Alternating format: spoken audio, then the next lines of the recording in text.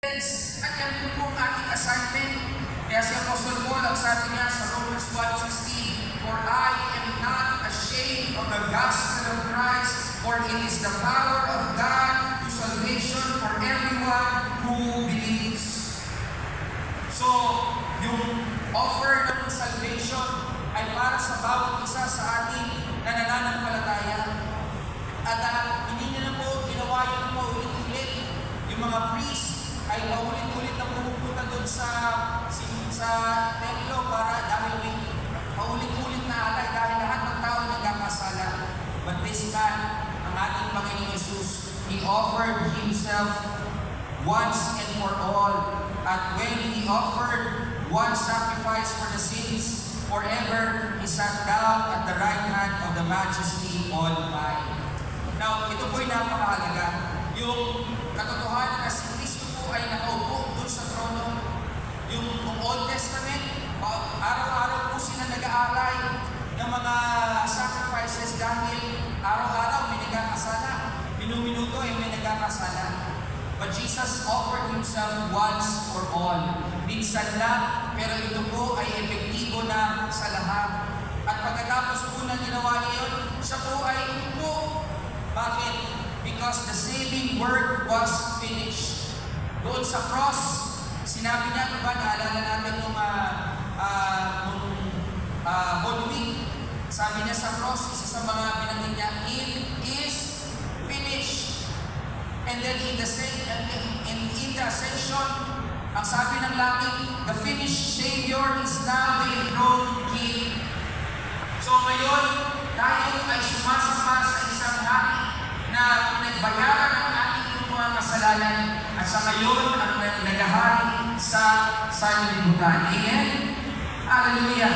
So imagine nyo po, isang tao na meron napakalaking lugar sa buhay, sabi namin na sa ground in hell.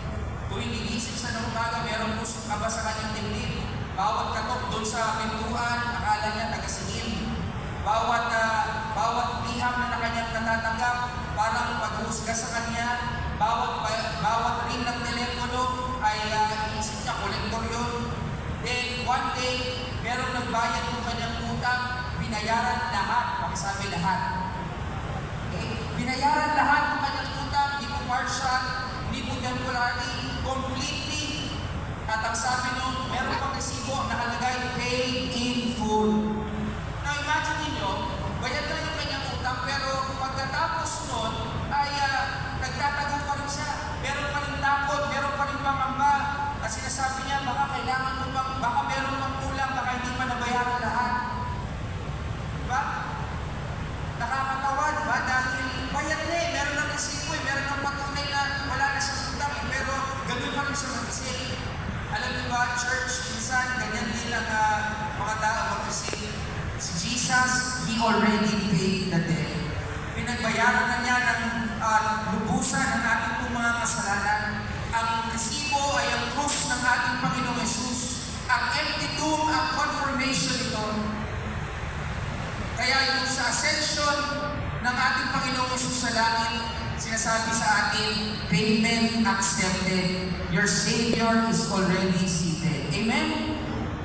So, tigilan mo ng mag-alala at tigilan mo ng bayaran yung mga bagay na tinapos na ng ating Panginoong Jesus. At ano pong dapat natin gawin? Start proclaiming what Jesus has already done. Amen? Ikaw ay magpatotoo kasi Kristo ang nagbayad ng iyong mga sala at patuloy mong pasalamatan at mabuhay ka ng may pasasalamat sa Diyos sa Kanyang ginawa para sa iyong buhay. Amen? Palakpakan po natin ang ating Diyos. Amen? So church, hindi po tayo nag-move forward dahil tayo po ay perfecto. O dahil perfecto yung ating pong iglesia o perfecto yung ating pong mga leaders. Hindi po tayo nag-move forward at patuloy na umahayo dahil maayos at perfecto ang ating pong plano. We move forward because we have a finished message. Your testimony may be simple, but the gospel is powerful. Maaaring pag ikaw ay nag-share ng gospel, meron nanginginig pa yung iyong tinig, but the message is true. Yung iyong kalaman ay maaaring nag-grow ka pala.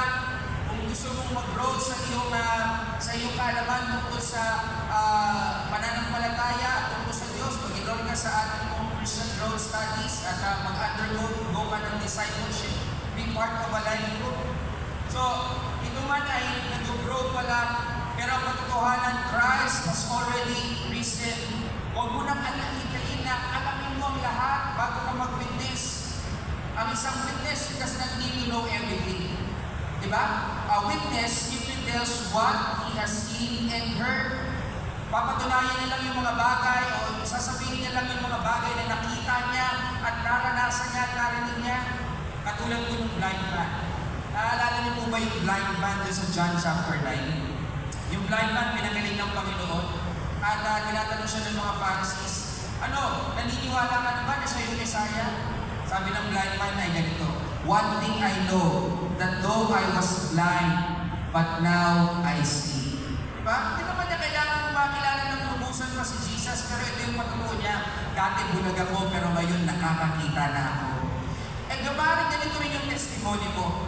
I was lost, but Jesus found me. I was broken, but Jesus restored me. I was guilty, but Jesus forgave me. I was empty, but Jesus filled me. I was afraid, but Jesus stayed with me. Amen? Yan po ay isang mensahe. Yan po ay kinakailangan ng mga tao. Yan po ay pagiging saksi sa ginawa ng Diyos sa iyong buhay. Yung ascension gives us a finished message. Meron ng kwento at meron kang kwento. Sabihin mo sa katabi mo, may kwento ka. Share mo naman. Diba? Anong ginawa ng Diyos sa iyong buhay? Yan ay gospel. Yan ay mabuting balita. Dahil kung ano ang ginawa ng Diyos sa iyong buhay, maaaring gawin din ng Diyos sa buhay ng iba. Kung ikaw ay makasalanan at niligtas ng Diyos, sa akin ay nagliligtas ng lahat ng tao na nananampalataya sa Kanya. So yan po makikita natin. First, the ascension gives us a finished message. But the message is not meant to stay inside the church. Hindi po dapat nakulong sa sulong ng gusali ito. Ang pangalawa po, the ascension gives us a spirit-empowered mission. Sa Acts chapter 1 verse 8, ang sabi po dito, but you shall receive power when the Holy Spirit has come upon you, and you will be witnesses to me. Tingnan po natin yung pagkakasunod-sunod. Ang sabi dyan, power first, and then witness.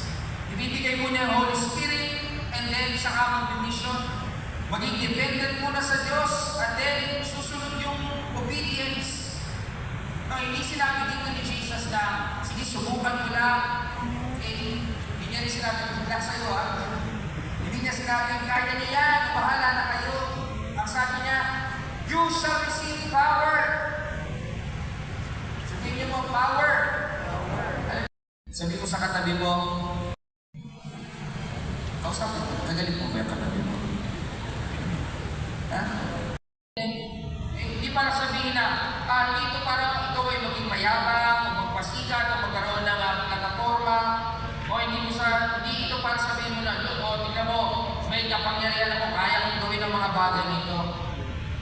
The power of the Holy Spirit is given so that we can be witnesses. For listen to the preaching, ang sabi ni Jesus, make disciples. Amen? So hindi lang po tayo nandito para magtipon lamang. Tayo po ay nagtitipon para tayo po ay humayo. Tayo po ay sumasamba, we worship, and then we witness. We receive, and then we release. We are filled, and then we overflow. We are taught, tapos tayo po ay magtuturo. We are discipled, and then we make disciples. Kaya po ang church ay hindi lang po dapat maging spiritual comfort zone. The church actually is a sending center. Hindi po ito isang cruise ship kung saan lahat ng mga tao ay nakarelax lamang, kakain at mag-ilata kung gusto nila. The church is a rescue boat where everyone has a role. Ikaw at ako ay may bahagi sa iglesia ng Panginoong Jesus. Ikaw at ako ay may bahagi sa pagliligtas ng mga tao ng ating Diyos. Sabi dito sa 2 Timothy 2 2 verse 2, and all the things that you have heard from me among so many witnesses, commit these to faithful men who will be able to teach others also. So yung narinig mong itinuro ko sa iyo, yung mga bagay na itinuro ko sa iyo, ituro mo rin sa mga tao, makakapagturo sa iba.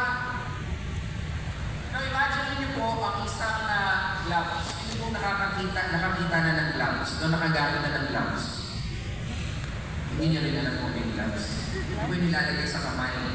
Mga nag-aagin po kayo, paggagamit kayo ng gloves para po hindi madumihan yung kamay niyo, di ba? Pag nagbubumbag kayo ng lupa, o kaya nagpupupit kayo. Pag nagluluto rin kayo, gumagamit din kayo ng gloves. O kaya ay naglilinis kayo sa bahay at ayaw nyo madumihan yung bagong manicure nyo na buko. Diba? So gumagamit kayo ng gloves. So imagine nyo po yung gloves na doon sa lamesa. At wala ko rin mangyayari kahit anong encouragement nyo yun. I-review ko kaya. Sabihin mo, grabe ka naman, tapat-tapat mo, magsipag ka naman. Ikilos mo rin kaya yung gloves. Parang ano mo sinasabi ng pastor, parang walang sense. Totoo naman walang sense. Bakit? Dahil yung gloves na yun ay walang buhay. Hindi niya kaya kumilos sa kanyang sarili.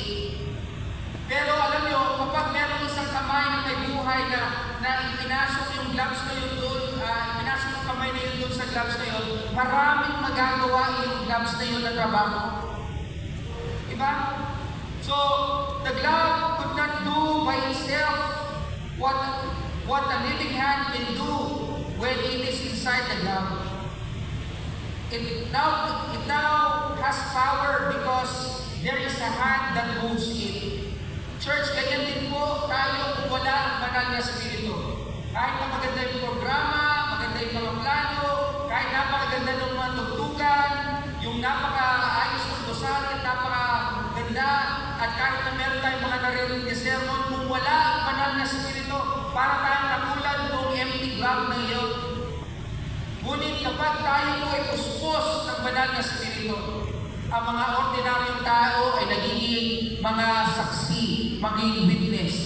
Yung mga fishermen ay nagiging preachers. Yung mga matataputing mga disipulo become bold, apostles. Yung mga weak saints become courageous servants. The hand of God fills the glove of the church and the mission moves forward. So,